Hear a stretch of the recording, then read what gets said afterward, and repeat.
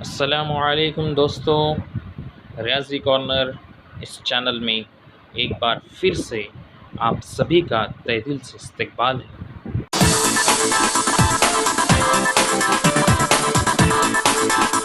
रियाजी का नाम सुनते ही हमारे कुछ तलबा का बुखार बढ़ जाता है, तो चलिए कोशिश करते हैं इस बुखार के दर्जे हरारत को कुछ कम करने की।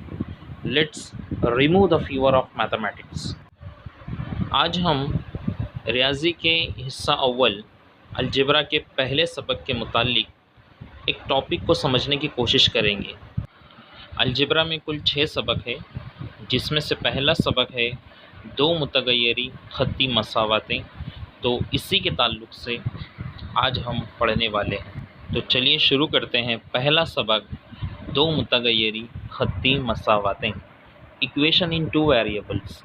इस सबक में हम लोग जो है मसावातों को हल करने का तरीका सीखेंगे। मसावातों को हल करने के 2 तरीके हैं, जैसा कि आप लोग स्क्रीन पर देख रहे हैं, एक तरसीमी तरीका और एक क्रैमर का तरीका। दो मुतगय्यरी ख़त्ती मसावातों को हल करने का तरीका हम 9वीं जमात में देख चुके हैं। वहाँ हम लोग यकसा ज़रीब के तरीके से दो मुतगय्यरी ख़त्ती मसावातों को हल करने का तरीका सीख चुके हैं, जो अब यहाँ 10वीं में भी एक मश्क में हम लोग उसको देखेंगे। दूसरा एक तरीका दो मुतगय्यरी ख़त्ती मसावातों को हल करने का तरसीमी तरीका है कि तरसीम के ज़रिए से हम किस तरह से दो मुतगय्यरी ख़त्ती मसावातों को हल कर सकते हैं और उनमें मौजूद मुतगय्यर की कीमत को मालूम कर सकते हैं। और एक तीसरा तरीका है क्रैमर का तरीका। क्रैमर के तरीके से भी किस तरह से मसावातों को हल किया जाता है, उसकी तरीका क्या है, उसका प्रोसीजर क्या है, वो भी पूरा हम लोग जो है समझेंगे। इसी तरह से इस सबक में हम लोग जो है दो मुतगय्यर ख़त्ती मसावातों को तहवील करने के काबिल मसावात को भी सीखेंगे। यानी कुछ मसावातें ऐसी होगी जो हमें देखते वक्त जो है दो मुतगय्यरी नज़र नहीं आएगी, लेकिन उसको फिर हम लोग तहवील करेंगे, कन्वर्ट करेंगे और उसके बाद में जो है उसको भी हल करेंगे। और फिर आखिर में हमज़ात मसावातों का इतलाक़ यानी इबारती सवालात होंगे, और उन इबारती सवालात को हम दो मुतगय्यर ख़त्ती मसावातों के ज़रिए से हल करेंगे। तो आइए देखते हैं दो मुतगय्यरी ख़त्ती मसावात होती क्या है, या ऐसी कौन सी मसावात है जिसे हम दो मुतगय्यरी ख़त्ती मसावात कह सकते हैं। तो यहाँ स्क्रीन पर कुछ मसावातें आप लोग देख रहे हैं, जिसमें पहली मसावत है 4m + 3n = 12। अब यहाँ हम देख रहे हैं इस मसावत में, पहली मसावत की मैं बात कर रहा हूँ, पहली मसावत में यहाँ दो मुतगय्यर है। पहला मुतगय्यर है m और दूसरा मुतगय्यर है n।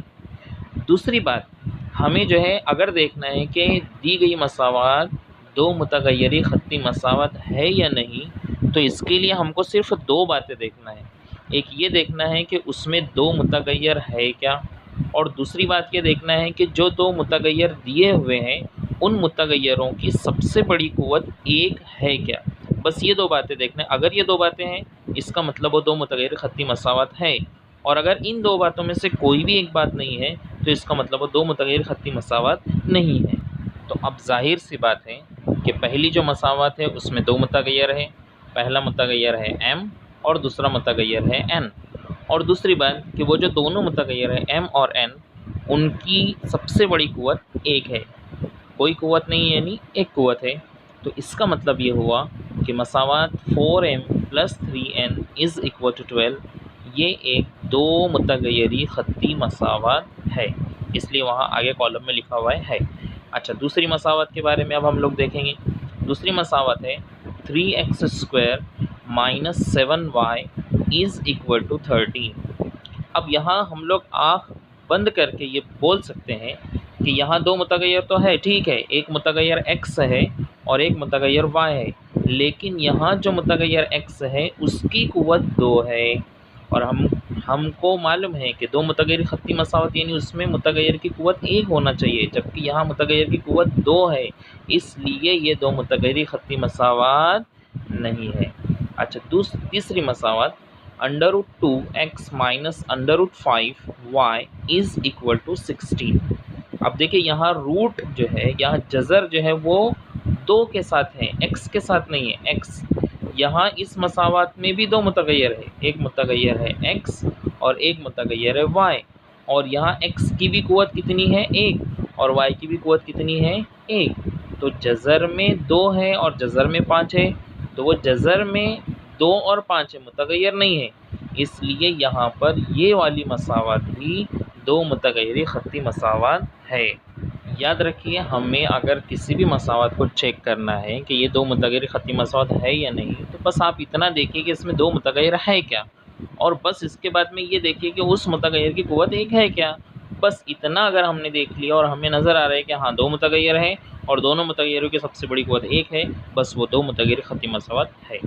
अब तीसरा जो है, चौथी जो इक्वेशन है, 0x + 6y - 3 = 0। अब यहाँ पर जो है आप लोगों को नज़र आ रहे हैं कि 2 मुतग़य्यर हैं, x और y, लेकिन x के साथ यहाँ पर 0 है, और हमको पता है किसी भी अदद के साथ में किसी भी अदद को अगर 0 से हम ज़र्ब देते हैं, मल्टीप्लाई करते हैं, तो वो 0 ही होता है। तो जब हम 0 से x को मल्टीप्लाई करेंगे, 0 से x को ज़र्ब करेंगे, तो ज़ाहिर सी बात है उसकी कीमत 0 हो जाएगी। उसकी कीमत 0 होगी यानी वहाँ पर x मौजूद ही नहीं रहेगा, x ही हट जाएगा, और जब x हट गया तो वहाँ पर कितने मुतग़य्यर बचे? सिर्फ़ एक मुतग़य्यर बचा, y, क्योंकि जब हम 0 से x को ज़र्ब देंगे तो वो 0 से जब x को ज़र्ब दिए तो वो 0 हो जाएगा, यानी x वहाँ से हट गया, तो वहाँ पर सिर्फ़ एक ही मुतग़य्यर बचा, और वो मुतग़य्यर कौन सा है? y। तो अब हम लोगों को मालूम है कि अगर 2 मुतग़य्यरी मसावत देखना है तो उसमें 2 मुतग़य्यर होना चाहिए, जबकि यहाँ पर सिर्फ़ एक ही मुतग़य्यर बच जाएगा, y, इसलिए ये 2 मुतग़य्यरी ख़त्ती मसावत नहीं रहेगी। मसावत में 0.3x + 0y - 36 = 0 है।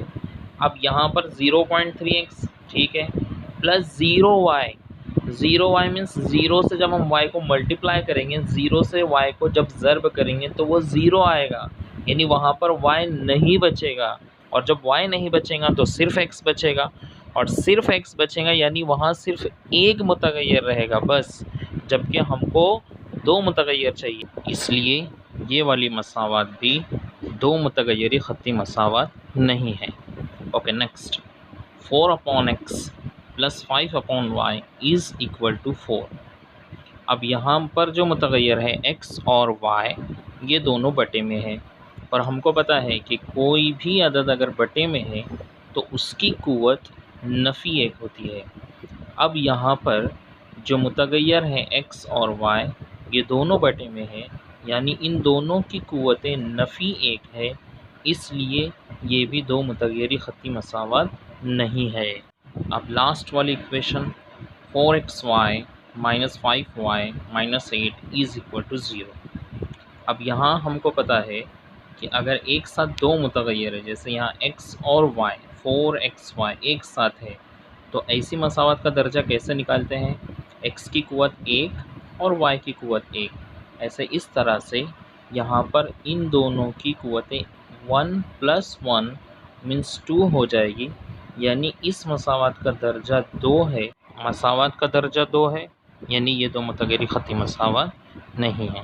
ओके, सिर्फ इतना समझ लीजिए कि किसी भी मसावत को अगर हमको देखना है कि ये 2 मुतग़य्यरी ख़त्ती मसावत है या नहीं है, तो बस इतना देखेंगे कि उसमें 2 मुतग़य्यर होना चाहिए और मुतग़य्यर की सबसे बड़ी क़ुव्वत 1 होना चाहिए।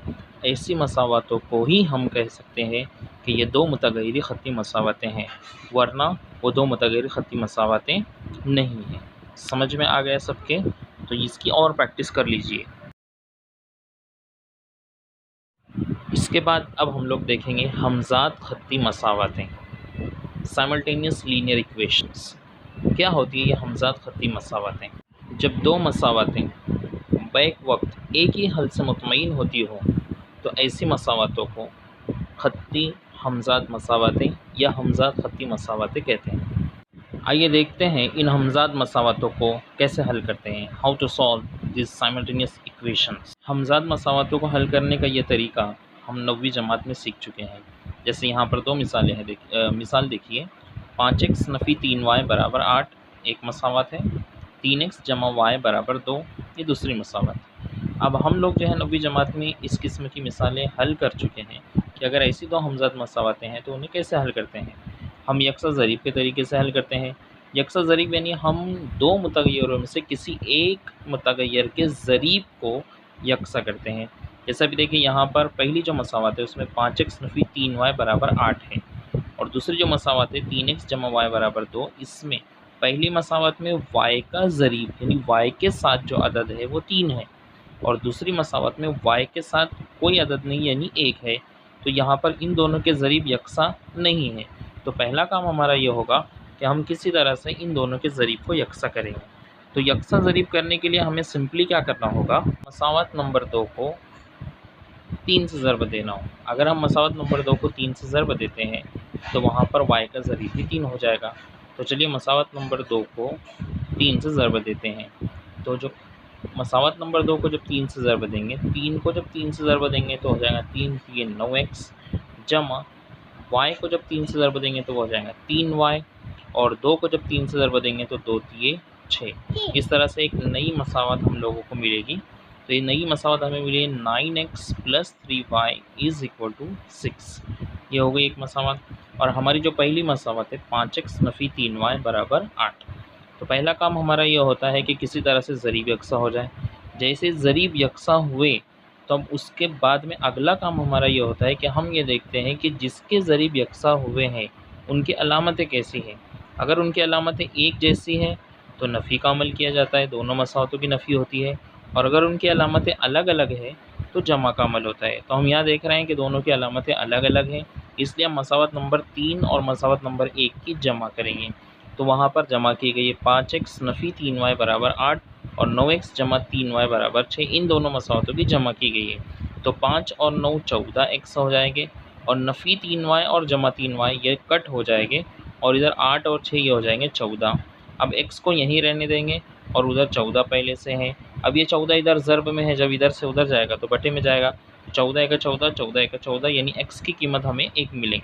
अब ये जो x की कीमत मिली, एक मुतग़य्यर की जो कीमत हमको मिली है, इस कीमत को हम किसी भी मसावत में रखेंगे, चाहे 1 में, चाहे 2 में, चाहे 3 में, किसी भी मसावत में आप रखिए, और उसमें रखने के बाद में इस मुतग़य्यर की मदद से दूसरे मुतग़य्यर को मालूम कर लीजिए। तो वह हम लोग जो है एक मसावत में इसकी कीमत को रखते हैं, उस मसावत नंबर 2 में कीमत रखते हैं। मसावत नंबर 2 है 3x जमा y बराबर 2। तो 3 वैसे ही रहेगा। अब यहाँ जो x की कीमत हमको 1 मिली है, तो अब हम यहाँ x ना लिखते हुए उसकी जो कीमत मिली हमें 1 उसको लिखेंगे। तो 3 ज़रब x जमा y वैसे के वैसे, क्योंकि वो हमको पता नहीं है, बराबर 2। अब 3 और 1 का ज़रब हो जाएगा 3 का 3 जमा y बराबर 2। y यहीं रहेगा, 2 पहले से है, ये 3 इधर से उधर जाएगा तो 2 नफ़ी 3, 2 में से 3 गए तो नफ़ी 1, यानी y की कीमत मिल जाएगी नफ़ी 1। इस तरह से हम यकसा ज़रीब के तरीके से किसी भी हमज़ाद मसावत को आसानी से हल कर सकते हैं। तरीका याद रखिए कि जो भी 2 मसावतें आपको दी जाएंगी उसमें सबसे पहले आप ये देखेंगे कि उनके ज़रीब यकसा है क्या। अगर ज़रीब यकसा नहीं है तो पहला काम ये होगा कि ज़रीब यकसा करेंगे, और उसके बाद उनकी अलामतें देखेंगे। अगर एक जैसी अलामतें हैं तो नफ़ी का अमल कीजिए, और अलग अलग अलामतें हैं तो जमा का अमल कीजिए। जब एक मुतग़य्यर की कीमत मिल गई तो अब उस कीमत को किसी भी एक मसावत में रखिए। याद रखिए, आप कोई भी मसावत में रखिए, जवाब एक जैसा ही आने वाला है। आप जो आसान तरीन मसावत है उसमें उस मुतग़य्यर की कीमत को रख दीजिए और दूसरे मुतग़य्यर की कीमत को मालूम कर लीजिए। इस तरह हम किसी भी हमज़ाद मसावत को हल कर सकते हैं। मैं प्रैक्टिस के लिए यहाँ पर स्क्रीन पर कुछ मसावतें आपको दे रहा हूँ, आप लोग जो उसको हल कीजिए। 9वीं जमात में हम इस टाइप की बहुत सारी मिसालें हल कर चुके हैं, इसलिए इनको हल करना आपके लिए कुछ भी मुश्किल नहीं होगा। तो इसकी प्रैक्टिस कर लीजिए और इसे खूब अच्छे से हल कर लीजिए। यहाँ मैं एज़ ए प्रैक्टिस आप लोगों को कुछ मिसालें दे रहा हूँ। इन सारी मिसालों में आप यकसा ज़रीब के तरीके से मिसालों को हल कीजिए और इसकी खूब अच्छी मशक़ कीजिए।